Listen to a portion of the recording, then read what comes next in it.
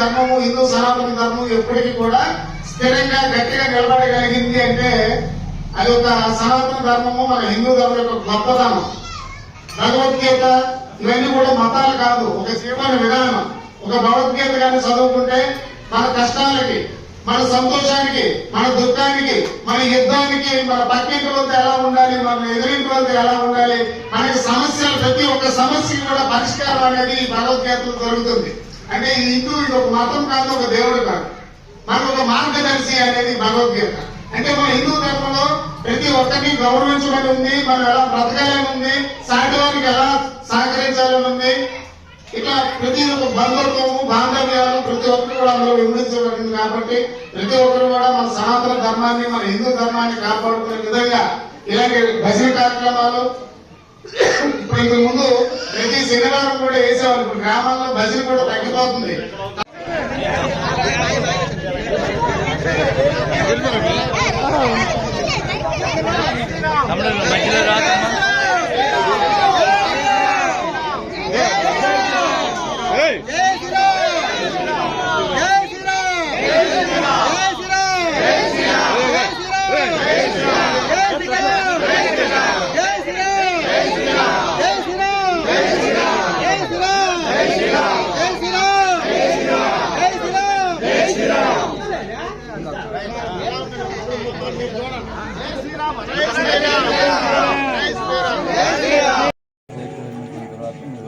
ఆయన దీక్ష చేసినట్టు నుంచి ఈ రోజు వరకు ప్రతి కార్యక్రమాన్ని ఇవాళ కార్యక్రమం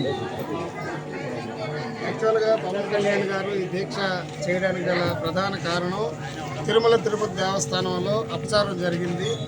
ప్రసాదాలు కానీ, అక్కడ పెట్టినటువంటి అన్న ప్రసాదాలు కానీ, లడ్డూల్లో కానీ కొన్ని కల్తీలు జరిగాయి. అలాగే ఒక హిందూ మతం మీద దాడులు జరుగుతున్నా కూడా హిందువులు అనేవాళ్ళు బయటకు రాకపోవడం కూడా ఒక బాధాకరం అనిపించి, అలాగే దేవుడికి ఒక అపచారం జరిగినప్పుడు ప్రాయశ్చిత్తం అనేది చేసుకోవాలి. తెలుసో తెలియదు ఏదైనా పొరపాటు జరిగినా కూడా అయ్యా తప్పైందని చెప్పేసి చెప్పుకుంటే దేవుడు మనల్ని క్షమిస్తారని చెప్పేసి మన యొక్క ధర్మాలు, శాస్త్రాల్లో చెప్పబడతాం. కానీ ఆ దేవుడికి అపచారం జరిగినా కూడా ఎవరు పట్టించుకోలేని పరిస్థితి. అలాంటిది రాజే తప్పు చేసి ఆ రాజు తప్పు క్షమాపణ కోరినప్పుడు ప్రజలు ఎన్నుకున్నట్టు రాజే తప్పు చేశాడు కాబట్టి ఆ ప్రజలే ప్రాయశ్చిత్త దీక్ష చేయాలని చెప్పేసి అందులో భాగంగా పవన్ కళ్యాణ్ గారు తప్పు ఎవరు చేసినప్పుడు కూడా దేవుని క్షమాపణ నేను కోరుకుంటాను, నా ద్వారా ప్రజలు కూడా దేవుడి యొక్క క్షమాభిక్షను తీసుకోవాలని చెప్పేసి ఈ యొక్క దీక్ష ప్రారంభించడం జరిగింది.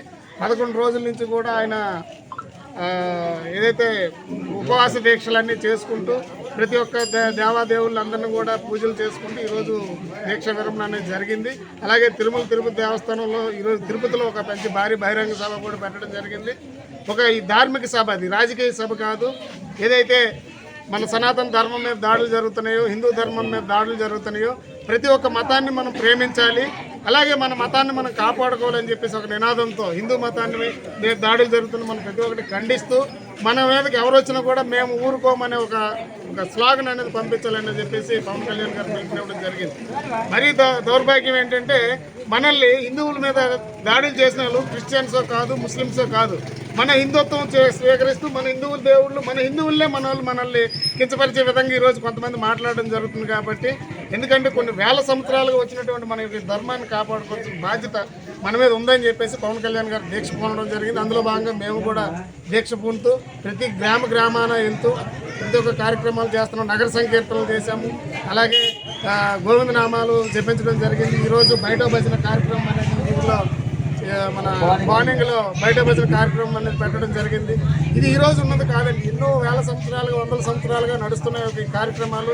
యువత కూడా ఈ యొక్క భజన కార్యక్రమాలు, మనకున్న ఆచారాలు కూడా ఎవరూ మర్చిపోకుండా మన పెద్దల దగ్గర యువత కూడా నేర్చుకొని ఇది కంటిన్యూ చేయాలని చెప్పేసి గ్రామాన ఈ యొక్క హిందూ ధర్మం గురించి చెప్పడం జరుగుతుంది. జై శ్రీరామ్, జై శ్రీరామ్, జై శ్రీరామ్, జై శ్రీరామ్. శంకర్ గారు మీరు మాట్లాడుతారా? ఎవరైనా పెద్ద